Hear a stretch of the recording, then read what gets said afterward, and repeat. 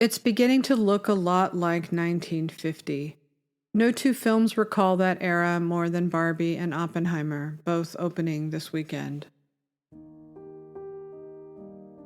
Despite these films being completely different in every way imaginable, they have nonetheless captivated the internet as a reach back in time to a forgotten world, just as the sci-fi movies of the 1950s reached forward to a world they could never know. There is something about the two of them as a Romeo and Juliet on the eve of the apocalypse that has inspired the internet to reimagine a whole different movie called Barbenheimer. For podcast listeners, an AI mashup of a movie trailer called Barbenheimer. Ladies and gentlemen, we are in a race against the Nazis. And I know what it means if the Nazis have the bomb. She's a scientist, and I hear she's the best. Good. She's also a doctor. Excellent. She's also a flight attendant, astronaut, Marine Corps medic, paleontologist, veterinarian, and 3-time Olympic gold medalist.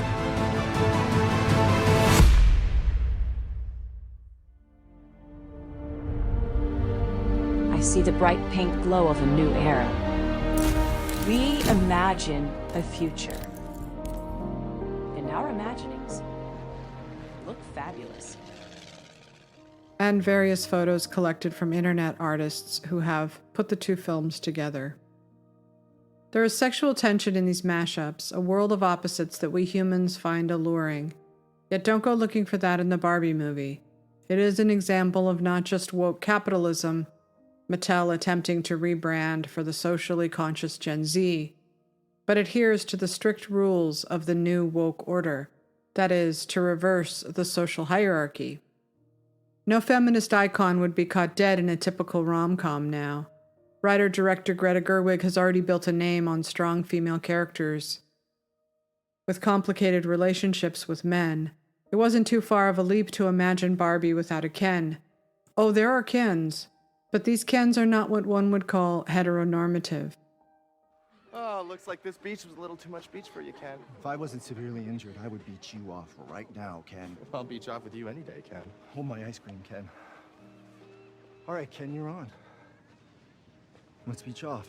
Anyone who wants to beach him off has to beach me off first. I will beach both of you off at the same time. But you don't even know how to beat yourself off. How are you going to beach both of us off? That doesn't make sense. Ken? Why are you getting emotional? You're going to beach both of us off?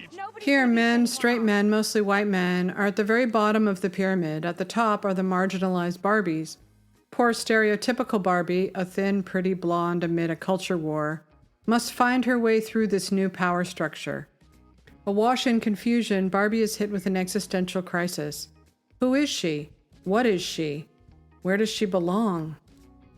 She must escape to the world of humans to find out. There she discovers the old hierarchy, the dreaded patriarchy, wherein men have all the power. And not only that, somehow in the wokiest of progressive cities, Los Angeles, all of the men behave as though they've been spit out of the 1980s, long before the Me Too movement scared the living daylights out of them. It's meant to be tongue-in-cheek and not taken literally, but all the same, it reflects the alignment of power across all cultural, educational, corporate, and political institutions, hoping to not just hold on to their utopian society built under Obama, but force all of America to go along with it. In its own way, Barbie is merely a delivery device for the status quo. That brings us all the way back to the 1950s.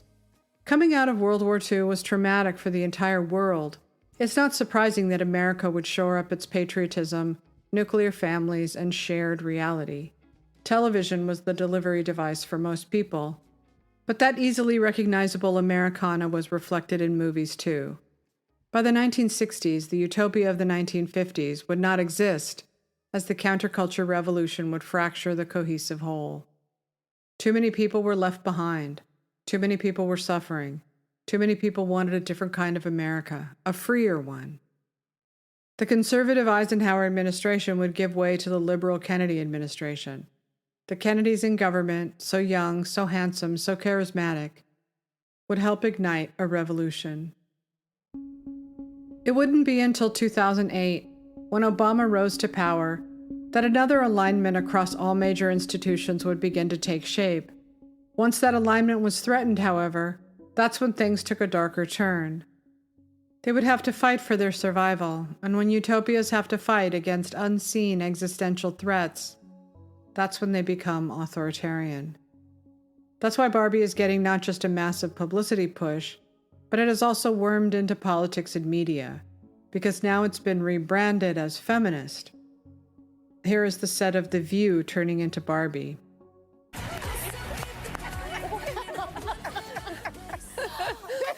Welcome. Thank you so much, and thank everyone. This is so amazing. I mean, look at the mugs. I know. Our set design.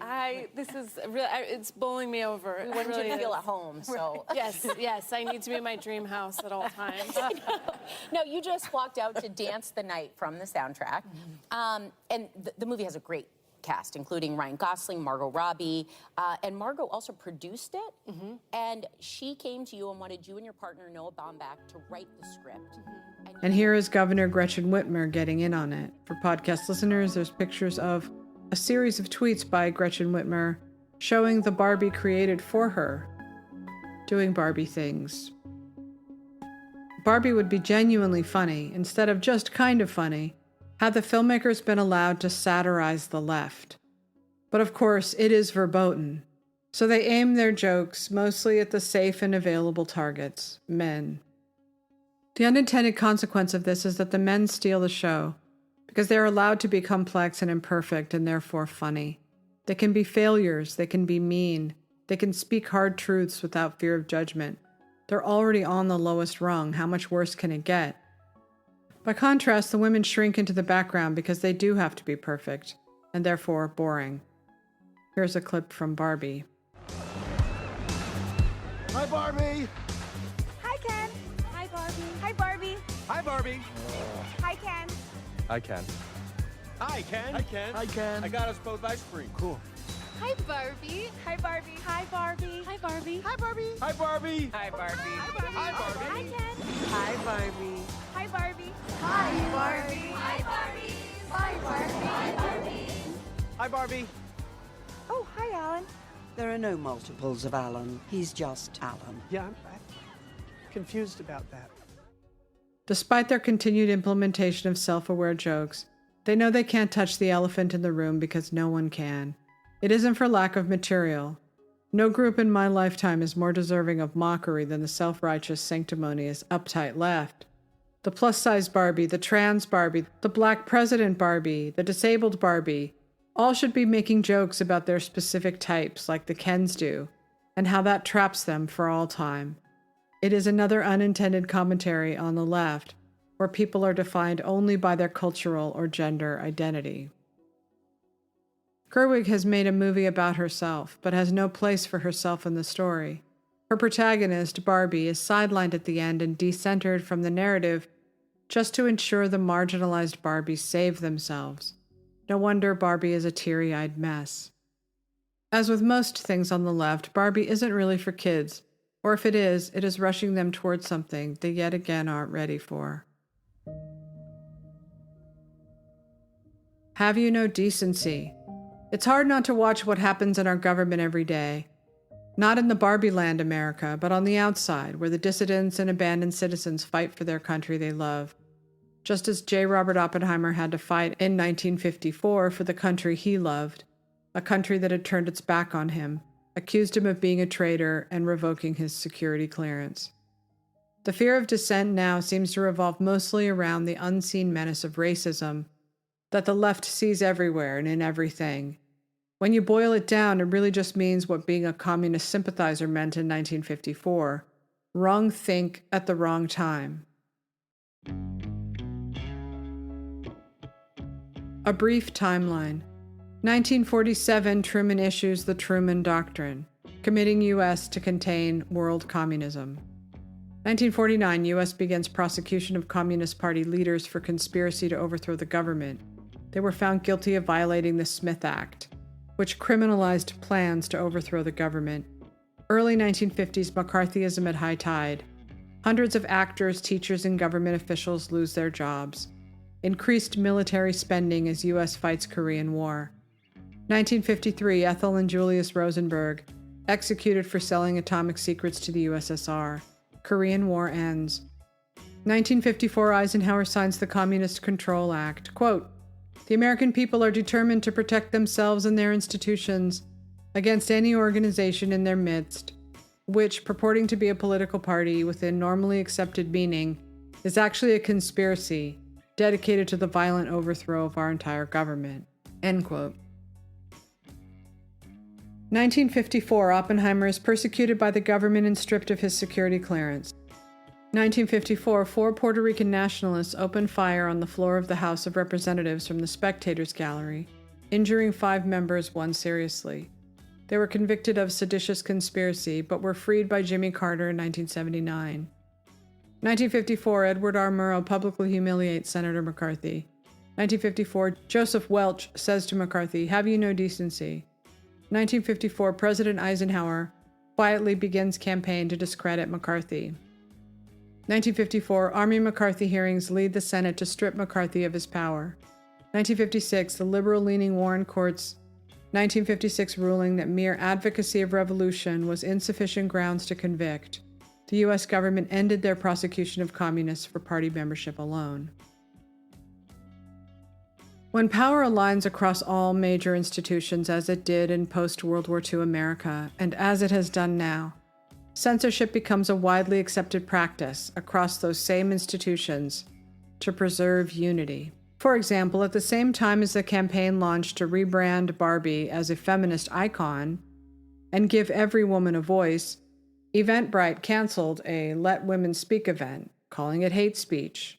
But conservative activists are finally pushing back, and they're getting organized. Just look at Austin, Texas, where they've got an event coming up in August. Here, take a look at it. It's called Let Women Speak. That seems like a reasonable idea.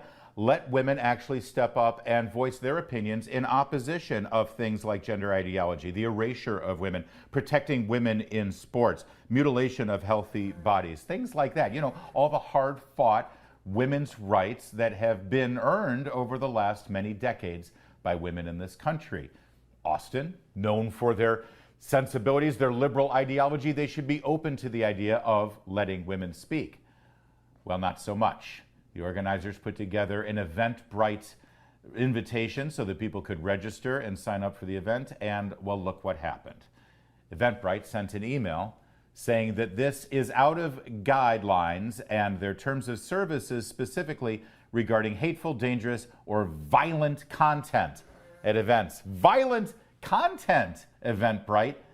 That doesn't sound so bright. Joining us now is the organizer of this event, who's now going toe-to-toe with Eventbrite over it. She's Michelle Evans, a chapter leader for Independent Women's Network.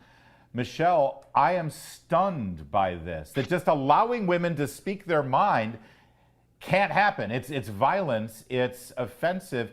That means there's only one idea and perspective that's allowed in this discussion?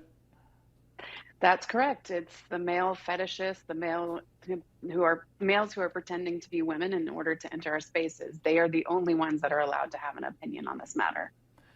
This is scheduled for when? This is August, right? August 12th. Now, so far it's just Eventbrite that's trying to cancel you. The city of Austin or wherever you're going to be doing that. Are you getting any other pressure from any other affiliated? No media outlets will report on this. That's nothing new. We've become numb to their deafening silence whenever a story breaks that is inconvenient for them. Just like they will ignore yet another horrifying congressional hearing wherein the Democrats yet again embarrass themselves on camera. For podcast listeners, a tweet by Brett Weinstein: the Democratic Party has become hostile to the Republic. The Democrats are long gone, but moving to censor RFK Jr. in a hearing on censorship is like putting up a neon sign that says F America and the principles it rode in on. Every time we've reached our have you no decency moment with the Democrats, they somehow find a whole new bottom. Ben Shapiro's analysis of RFK Jr. testimony is spot on. The Democrats' attacks on RFK Jr. really were quite scurrilous yesterday. One of my least favorite modes that the Democratic Party goes into is the you must be an anti-Semite mode to people who clearly are not anti-Semites. I mean, RFK Jr., suggesting that RFK Jr. is an anti-Semite, I'd like to see the evidence on that one. Like, really, I want to see your work. Show me on the back of an envelope. And I'm not going to hear it from the same Democratic Party that has repeatedly and consistently put the existence of the state of Israel at risk, made excuses for the open anti-Semitism of Rashida Tlaib, Ilhan Omar, Alexandra Ocasio-Cortez, Cori Bush, and the rest of the squad caucus in the Democratic Party.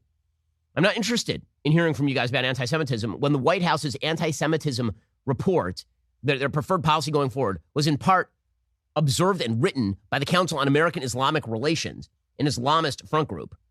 I'm like, no. The answer is no. Listening to Debbie Wasserman Schultz lecture RFK Jr. about anti-Semitism is just galling.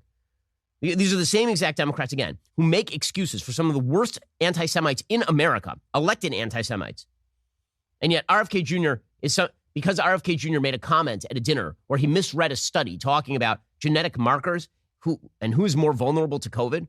The idea is magically that RFK Jr. is the real threat to the Jews here from the same Democratic Party that is currently attempting to cut a deal with the genocidally anti-Jewish state of Iran, the government of Iran, as well as urging concessions by the state of Israel to actual honest-to-God Hitler-esque terror groups like Hamas. It's just amazing to me and galling to me and disgusting. Again, it's all about power. Here's Debbie Wasserman Schultz suggesting that RFK Jr. is an anti-Semite because of that comment that he made about the genetic markers of COVID or some such.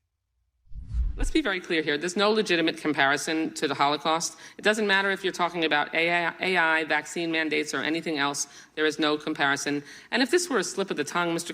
Kennedy, or a one-off comment, we would all move on. But there's a deeply disturbing pattern. In 2015, you apologized to all those, quote, whom I offended by my use of the word Holocaust to describe the autism epidemic. When discussing efforts to encourage others to get vaccinated for COVID-19, you said Nazis did that in the camps in World War II. They tested vaccines on gypsies and Jews. That was a quote. Like before, you apologized for invoking the Holocaust, saying, quote, to the extent my remarks caused hurt, I am truly and deeply sorry. These are not real statements of contrition or remorse. They are passive-aggressive non-apologies that blame the listener for reacting to the lie you just spread. Oh my God, he made a bad Holocaust comparison, almost like virtually everyone in politics. Again, do I like those Holocaust comparisons? No. Do I think they are appropriate? No. Do I think this means that RFK Jr. hates Jews? No. Quote, there is no place for dogma in science. The scientist is free and must be free to ask any question, to doubt any assertion, to seek any evidence, to correct any errors, end quote. J. Robert Oppenheimer. Oppenheimer wasn't thinking about what kinds of people he could be friends with, what kinds of women he could have relationships with, what kinds of books he could read or causes he could support as he came of age in a free country. It's not that different from how so many of us lived our lives freely, having no idea our government and so many institutions would go along with interrogating our past to punish us now. Yet, cultural alignment often means there is nowhere to turn, which is what happened to Oppenheimer in 1954. He had to live with their punishment to revoke his security clearance, charges they did not vacate until 2022. Eisenhower had the good sense and the courage to see that Senator McCarthy was weakening the unity in the America of the 1950s. Paranoia was everywhere. Even I Love Lucy, whose early associations with the Communist Party meant her career would have gone up in smoke had J. Edgar Hoover not called her on air to tell Americans she wasn't a communist. Eisenhower's efforts to bring down McCarthy helped end the hysteria in 1954. But who will rescue us today? When does any of it end? How bad will it have to get? Or worse, what has become of us in the meantime? What would we do if confronted with not just an Adolf Hitler, but an entire Nazi army ready to overtake the world while flying high on meth? Who could have predicted such a thing?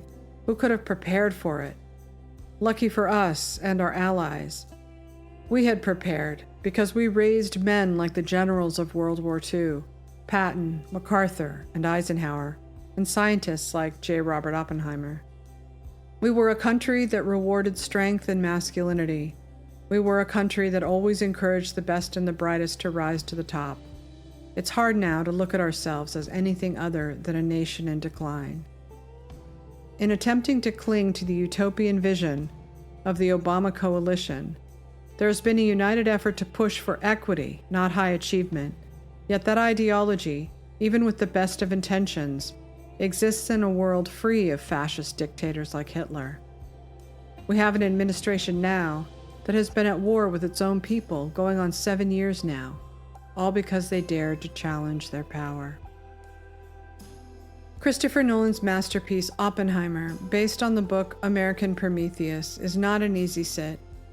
I've heard many people call it a slog, and too confusing. It isn't like Sound of Freedom, which is a film I could recommend to anyone.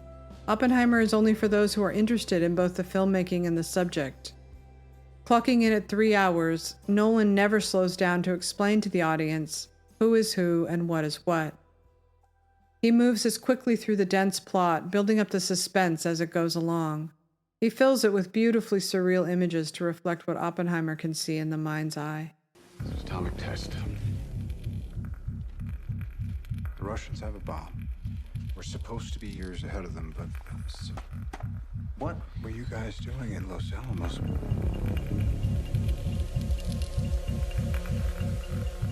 And how many people were in these, open discussions? Too many. Compartmentalization was supposed to be the protocol. We were in a race against the Nazis. So now the race is against the Soviets. Not unless we started. Robert, they just fired the starting gun.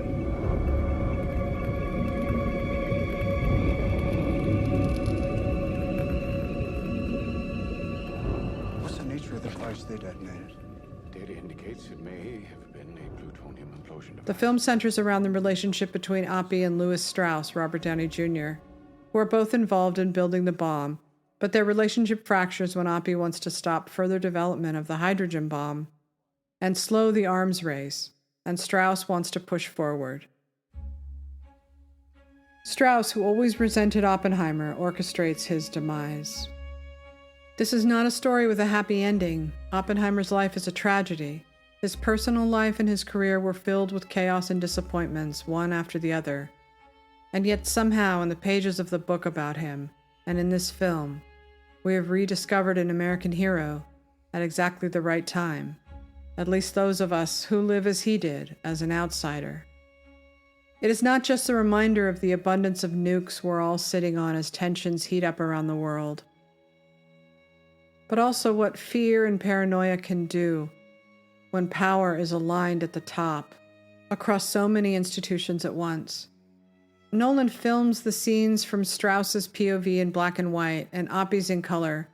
Imagine seeing that on real film and on IMAX.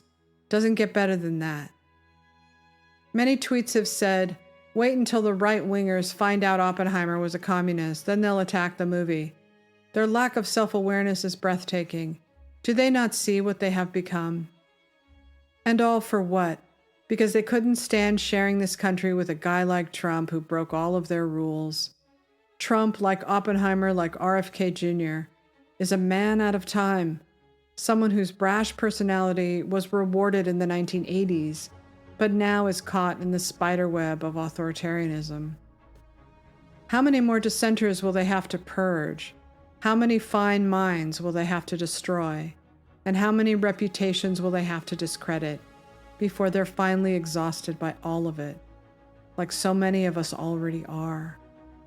But just as the 1960s shattered the utopia of the 1950s, the backlash is coming, not from the left, but from the right.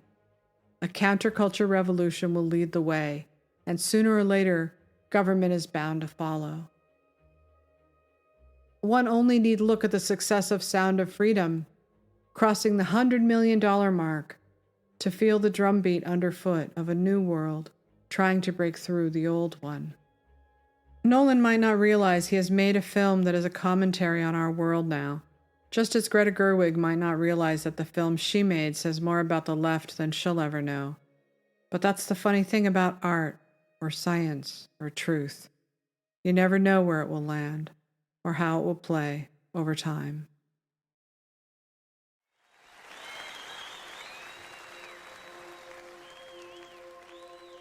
Thank you for listening to my Substack, sashastone.substack.com, and remember, to thine own self be true. Hope you have a wonderful weekend.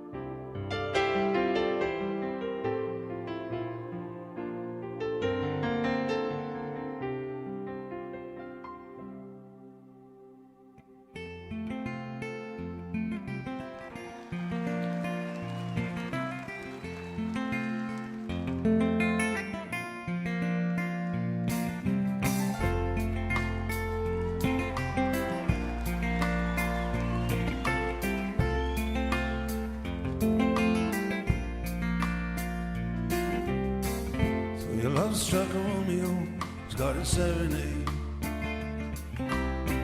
laying everybody low with a love song that he made. Finds a street light, he steps out of the shade, he says, you and me, babe, how about it? Juliet says, hey, it's Romeo, you nearly give me a heart attack. He's underneath the window, just singing, hey, lie, my boyfriend's back. You shouldn't come around here saying up at people like that. Anyway, what you gonna do about it? Julia, the dice was loaded from the start. Then I bet, and you exploded in my heart. And I forget a movie song. When you gonna realize it was just at the time was wrong? Juliet.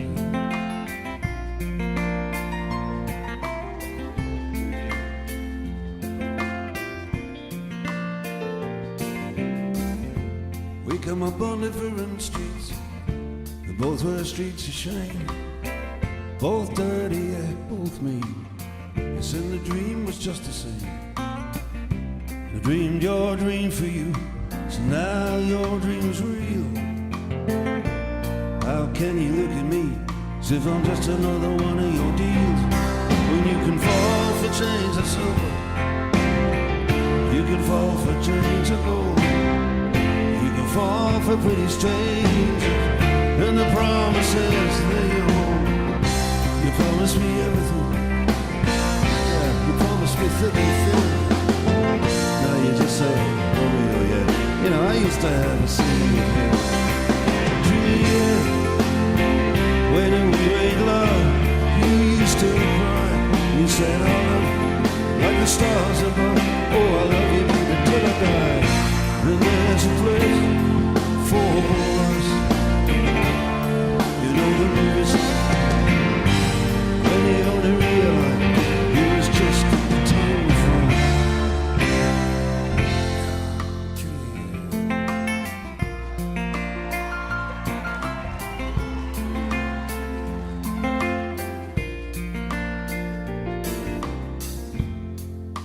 I can't do the talk, no, like they're talking on the TV.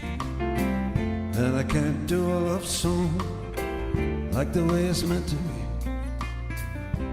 Can't do everything, but I'll do anything for you.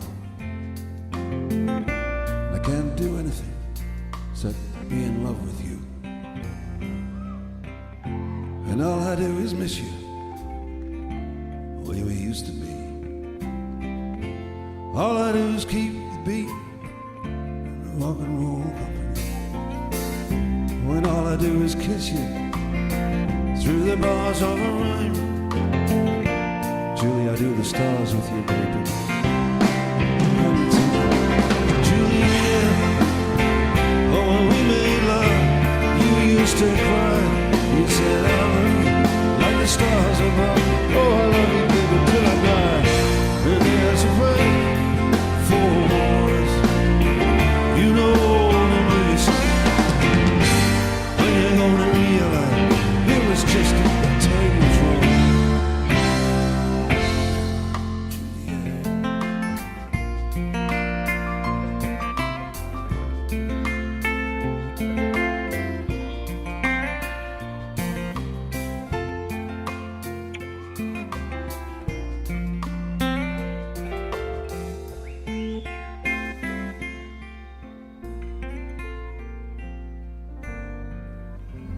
Old Romeo got a 7-8, laying everybody low with a love song that he made. He finds that street light, he steps out of the shade, he says something like, you and me, babe.